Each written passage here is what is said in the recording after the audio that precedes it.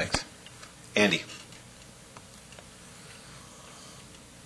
From early on in this process, I've been in favor of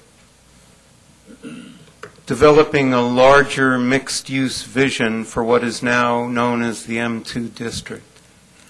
A vision that would include housing, retail, civic uses, schools, childcare, and that would minimize traffic by creating a community that people could live and work in without having dire traffic impacts on the rest of Menlo Park and the region.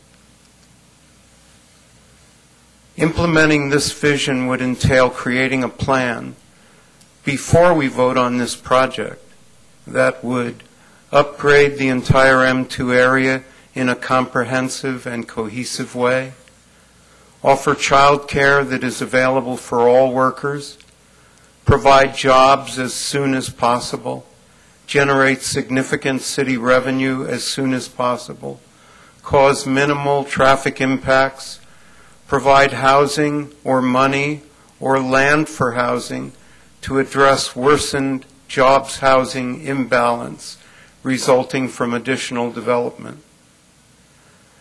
Neither a vote on this project tonight nor the proposal that staff has negotiated accomplishes these things.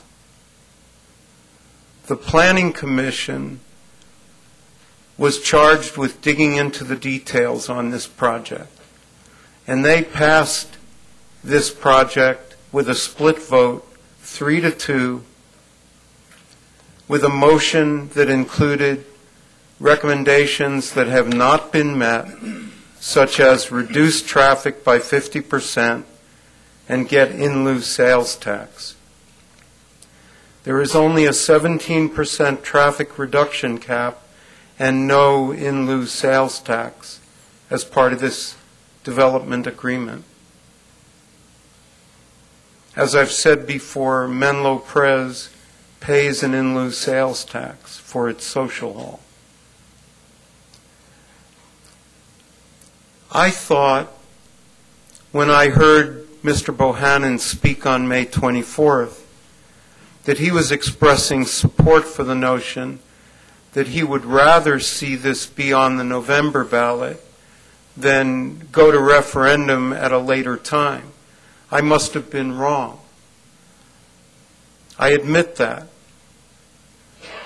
But I still think, John, that you have ignored the difference in cost by about 10 times greater if this goes on a ballot of its own after November of this year. And when we started talking about this project, and it's been, what, 2 years? Something like that. I was told time after time that we had to move this, that if we didn't, the developer was going to pull the plug on it and go to another plan. Well, I had in mind that it go on the November ballot because I didn't want that to happen. There are differences of opinion in this community about this project. They're substantial, they're substantive, and they make a difference. I'm not saying I'm right.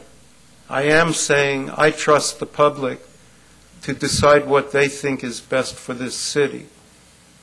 And while I have always felt that I fought hard for what was good for Belhaven, I am not convinced that as this development agreement reads, this is the best solution to a problem that is regional in nature and faces all of us for generations to come.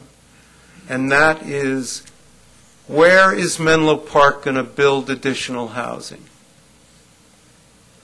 Belhaven doesn't want it on Terminal.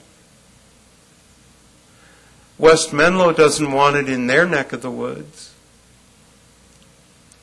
Where's it going to happen? Where do we have the land to do it? If we don't have the land east of 101, we don't have it anywhere. So thinking that we're going to find other solutions to that problem, I think, is presumptuous at best. So I thought my motivation was a good, nonpartisan, if you will, motivation for placing this on the ballot, and I still believe that. If I'm wrong, I'll be proven wrong. But that was my motivation, and it continues to be. Thanks, Andy.